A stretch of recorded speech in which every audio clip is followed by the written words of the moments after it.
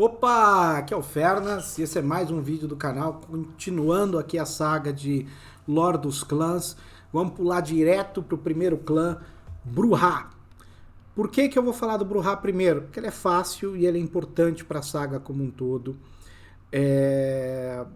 Qual que é a ideia do Brujah? O Brujah, ele nasceu, né, daquela segunda geração do Irad, conforme falado no vídeo anterior, apesar de que os tissimistas contestam que na verdade foi Enoch, e nasceu um antediluviano chamado Brujah ou Elia.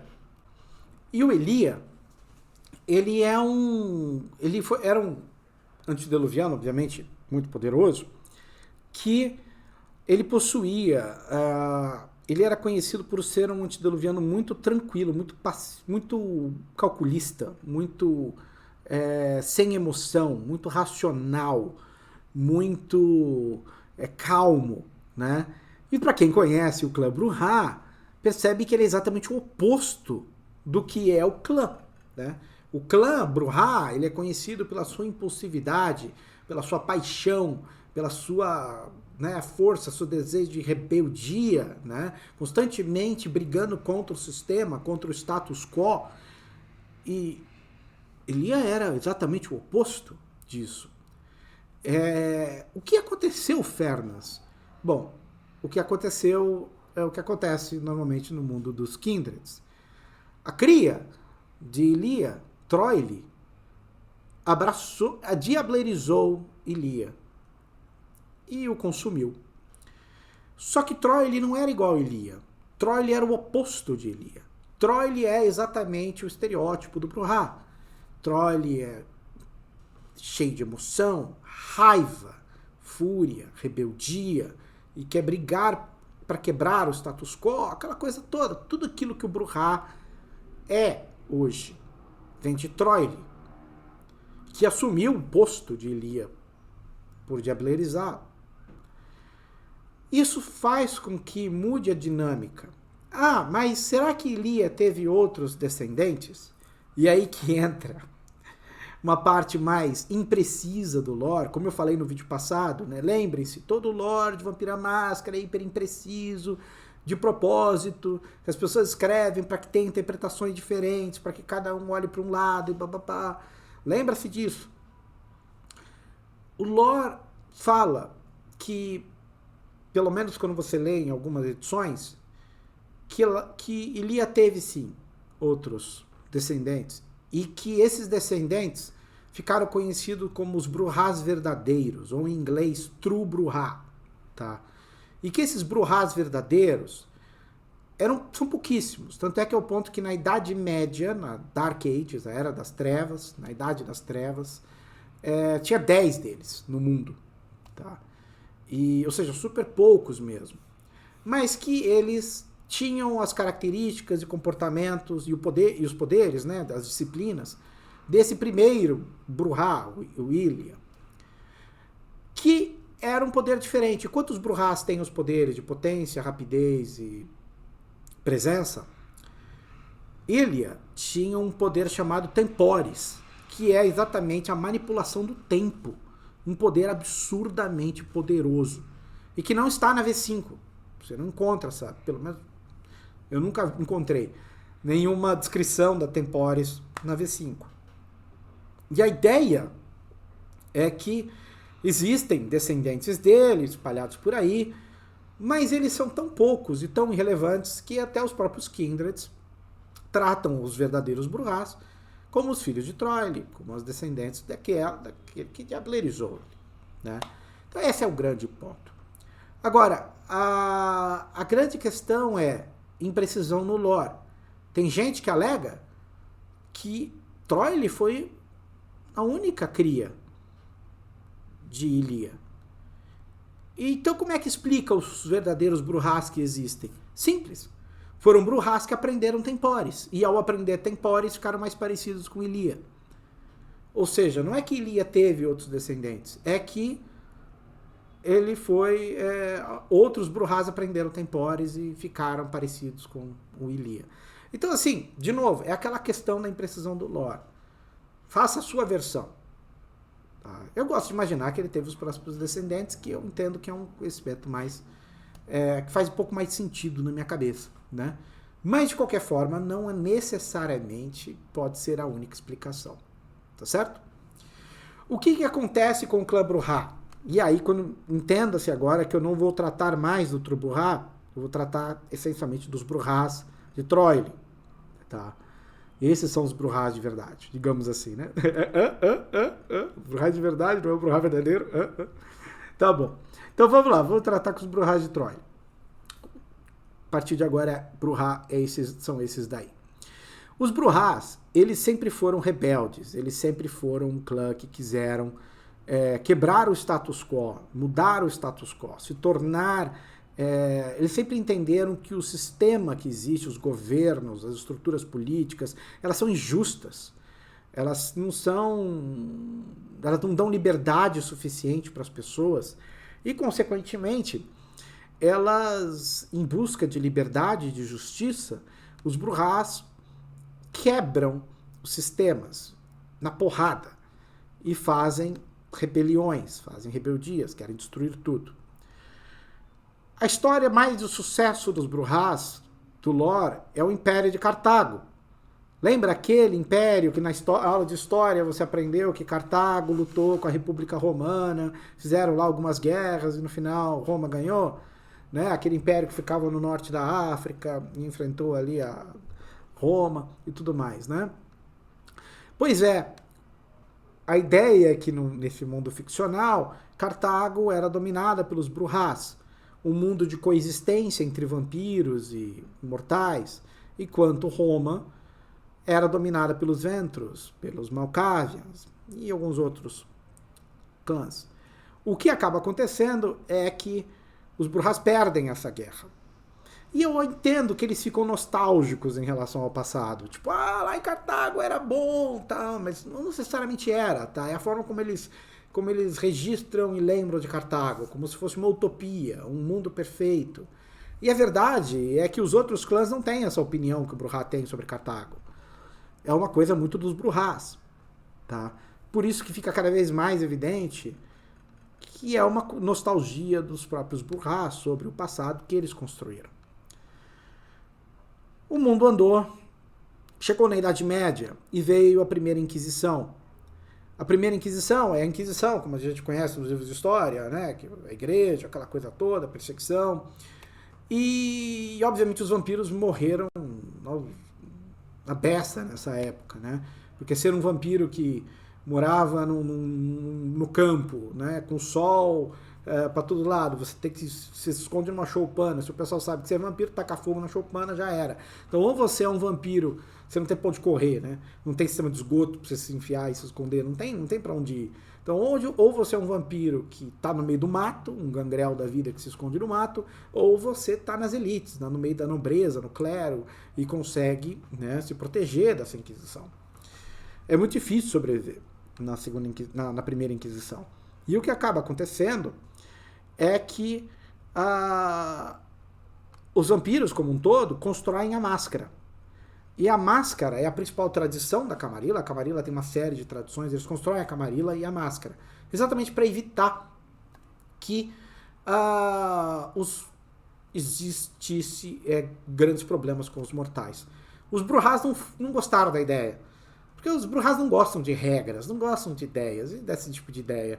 O quê? Vai restringir minha liberdade? Não, eu vou viver minha vida, vou fazer do que eu quero.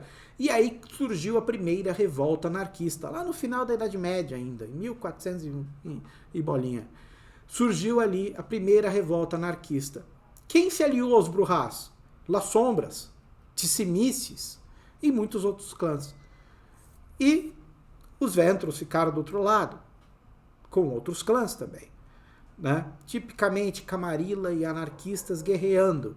Curiosamente, essa revolta anarquista, esse grupo anarquista, Brujah, Tissimice, La Sombra, isso aí tem cara de Sabá, Fernas.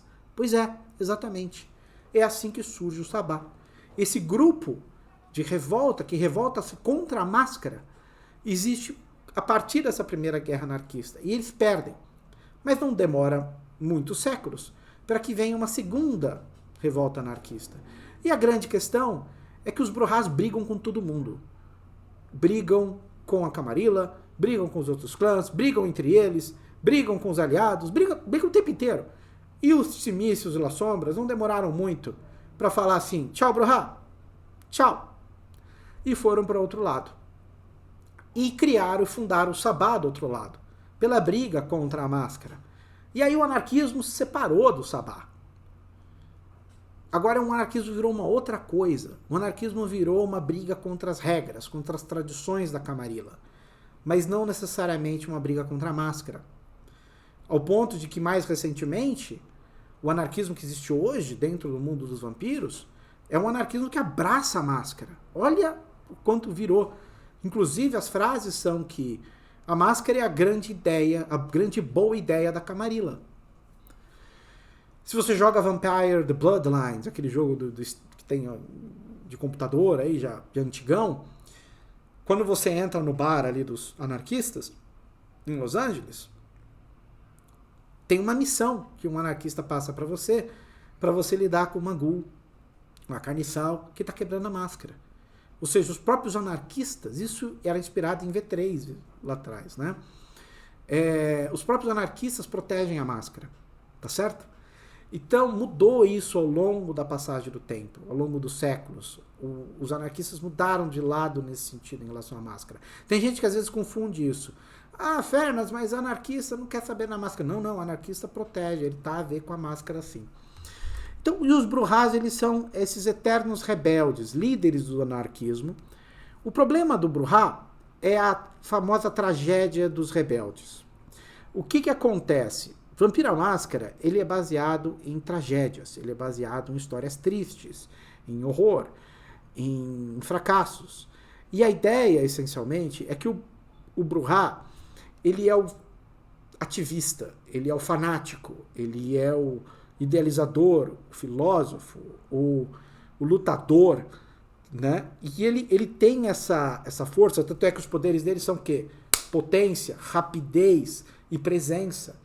Ele sabe fazer discursos, ele sabe atrair pessoas para segui-lo, ele sabe quebrar alguém ali para destruir coisas, ele é rápido, ele é difícil de ser pego. Essa é a ideia do Brujá, um eterno rebelde. Agora, o problema dele é muito simples. Uma coisa é destruir sistemas, outra coisa é construir sistemas. E o Brujá não sabe construir sistemas, ele só sabe destruir. Porque quando ele destrói e constrói alguma coisa, os próprios Brujás se revoltam entre si e quebram isso de novo, porque o Brujá só sabe fazer isso. Se você só tem um martelo e você fica batendo em parafuso, e você só sabe fazer isso, para tudo que você olha é parafuso. E você só tem um martelo. É a única ferramenta que você sabe usar. Então você usa isso para tudo. De forma errada, obviamente. Mas essa é a tragédia dos Brujás. Os Brujás não conseguem construir algo relevante. Eles começam a construir um sistema e logo vem uma cria de um desses Brujás e fala, meu Deus, isso aí é um lixo, vai lá e quebra tudo, tal, e destrói tudo que os outros Brujás construíram. Essa é a tragédia dos Brujás. Talvez eles nunca vão conseguir sair da estaca zero. Estaca? Né? Vampiro, estaca. Piadinhas à parte. Nunca vão conseguir sair da estaca zero. Porque sempre que eles começam a construir coisas, um outro Brujá vai lá e quebra. Isso custou a paciência de vários clãs, isso custa a força do próprio movimento anarquista, porque ele vai e vem, vai e vem, vai e vem, e é comum as pessoas abandonarem os Brujás. E isso custa também o apreço que os clãs têm em relação aos Brujás. O Ventro despreza os Brujás, e os Brujás desprezam os Ventros, obviamente, porque o Ventro, ele é o oposto, e ele é igual. Olha só que curioso. O Ventro, ele simplesmente entende como manter os sistemas funcionando, mas ele não é bom em revoluções. O Brujá é o oposto nesse sentido. Mas o Brujá gostaria de ser um Ventro e um Ventro gostaria de ser um Brujá, em vários momentos. Mas eles se odeiam e são tão parecidos. É o charme, né? Ao mesmo tempo, e na hora que eu falar do Ventro, eu vou entrar em mais detalhes porque que eu falei isso, mas é uma lógica de são opostos, se odeiam, mas são parecidos, né? Então tem muita gente que brinca, o Brujah, os Ventros com raiva, né? Mas a lógica é mais ou menos essa. E eles têm essa tragédia de nunca conseguir construir algo perene, tá certo? Esses são os Brujahs. Eu tenho alguns exemplos de vídeos que eu fiz. O Brujah, a chave de jogar como Brujah é fanatismo. A lógica é que ele é fanático por algo, seja política, seja certos hobbies, seja... Tem que ser alguma coisa bem clara. E ele se sente moralmente superior, normalmente, por ter esses hobbies, por ter esse fanatismo. Ele acredita que pelo fato de ele ter aquelas ideias, aquelas convicções, ele é melhor que os outros. Ele está na frente dos outros.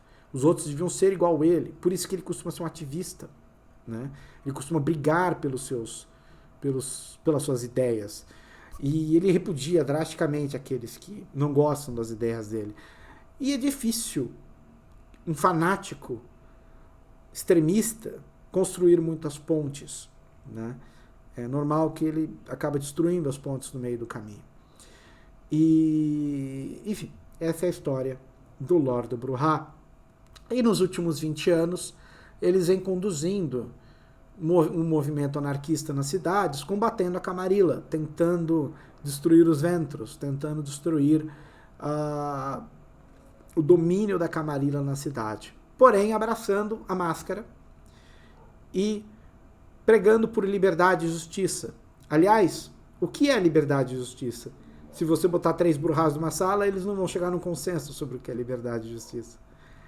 E é daí que chega exatamente o problema deles. Como eles vão construir uma sociedade se eles não conseguem concordar com nada, né?